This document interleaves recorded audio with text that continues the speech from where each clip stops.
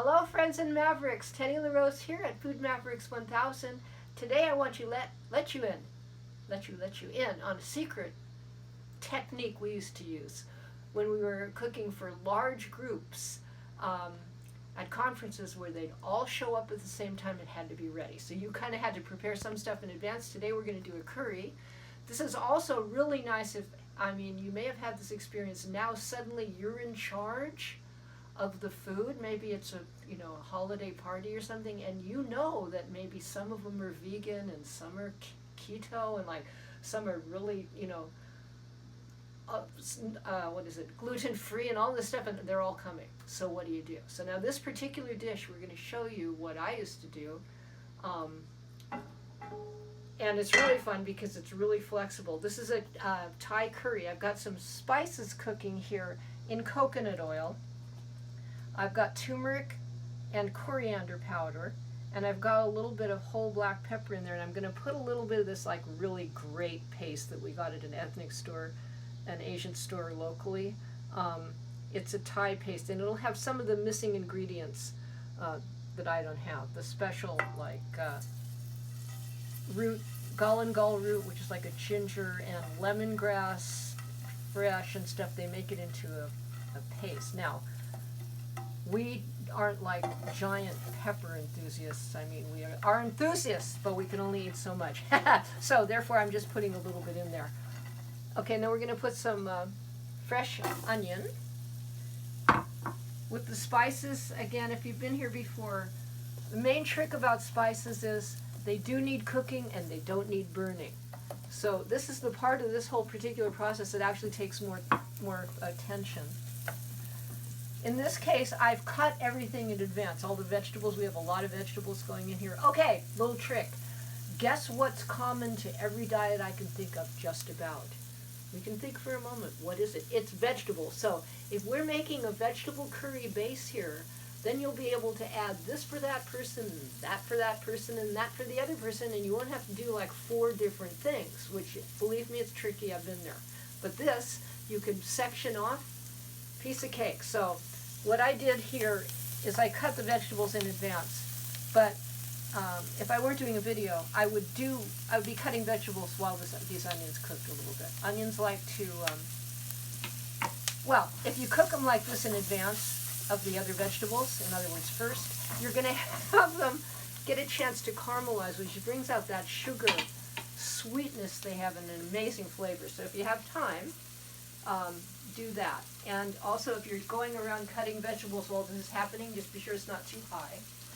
Another very classic taste in Thai food is ginger.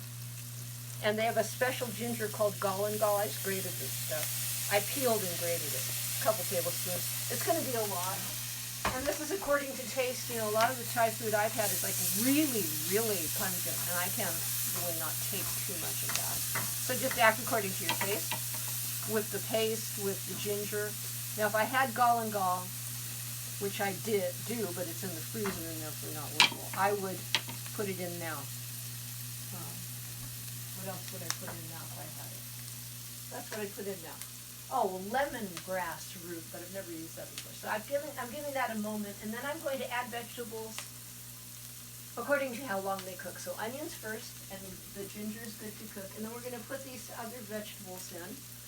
You'll notice when I'm doing it, it's mostly green vegetables. There are very few of the white vegetables, which are a little more starchy, and therefore a little bit more, you have to look out for them if you're on a keto diet. But most vegetables are just cool, including cauliflower. So we've got cauliflower, broccoli, and green beans. They take a little longer than the other ones.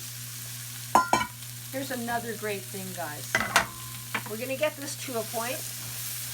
Oh, it smells pretty good, kind of authentic.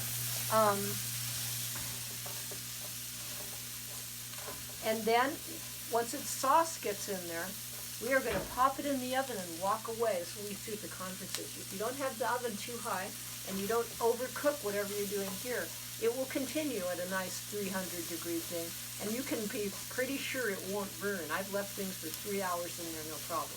So if you've got a bunch of people coming, for example, or you got to go do something else, this would be a great thing. And also, with the cool weather coming up, you're not heating up your whole house. All right, so we're going to be a little bit like streamlined here. Normally, if I were just going to cook these stovetop, I'd give them a lot more time than this. Because the brassicas, these are brassicas, they take longer than, say, zucchini.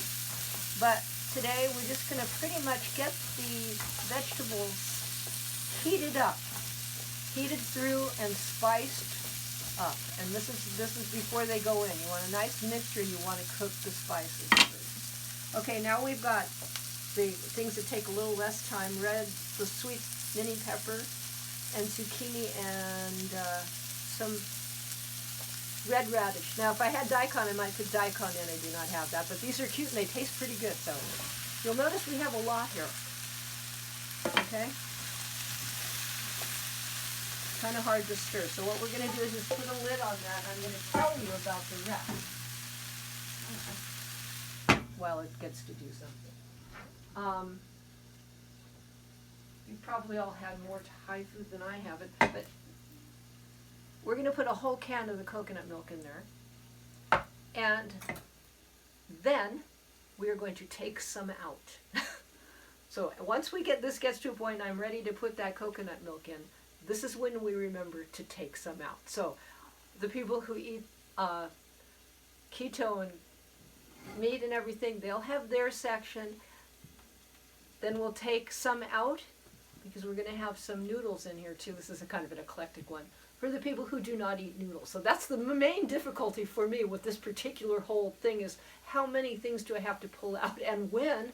Just make a chart. I made a chart, yeah. So the big pot here, anybody could eat this and you could serve it as a side with the coconut milk. But some people actually can't tolerate beans very well. But mostly this is a workable thing. The vegetables with sauce. I'm thinking this will probably work for just about anybody. And the vegetables are good for just about anybody that I know, so there you go. And in fact, I mean, it's one of the ways I can get through eating whatever else I'm eating is by having a lot of vegetables. Makes it all wash down easy. Okay, what else? Okay.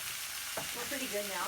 We're going to add some salt here. Salt is a good thing to add here. This is going to have beans in it too, some of it anyway. It's good to, I always like to cook with salt, but I like to not overdo it because some people are liking more and they can add it later. This looks about maybe close to a teaspoon for all the vegetables, etc. So that'll probably be a little near side for a lot of people, which is fine. Yes, cameraman, yes, that's okay. Okay, now then, where are we? Have we remembered everything? I think so. Another salty element, which when I was reading up on Thai spices, because I haven't done this a lot, is they do use soy sauce here. But of course, every culture has a different take on soy sauce, and their soy sauce, one of them tends to be a little bit lighter. And so the person recommended these types of things. There's also coconut aminos. I'm just going to put a little because it'll make it a darker color for the flavor, not a lot. That can be added later too, if the person likes it. I think we are ready for our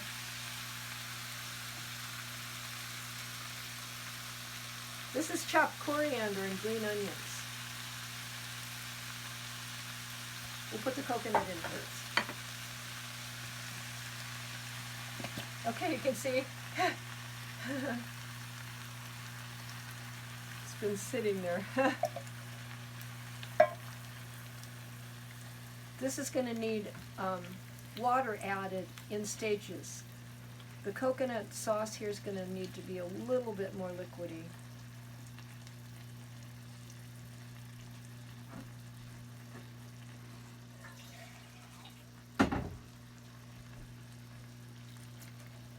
Okay, now you got this going. And what I'm going to do, and not make you watch, is let this go for maybe, I don't know, 5-10 minutes tops, maybe. And then take some out. So, for the persons who do not want beans and noodles. That is what I will do.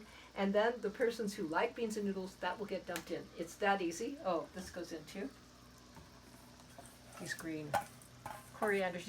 Some people like to garnish with this at the end, also a very nice thing to do. And it also kind of makes that fabulous green curry thing. If you put that's about a whole bunch of coriander. And I minced the stems and kind of chopped the leaves. So if you have the stems in there, be sure to mince them or somebody will get too long of the stem. Okay, guys, well, I hope you had fun. We'll get back to you on this taste, but really, just a godsend. If you have a million of them, you got to go make the dessert or something, you're all set.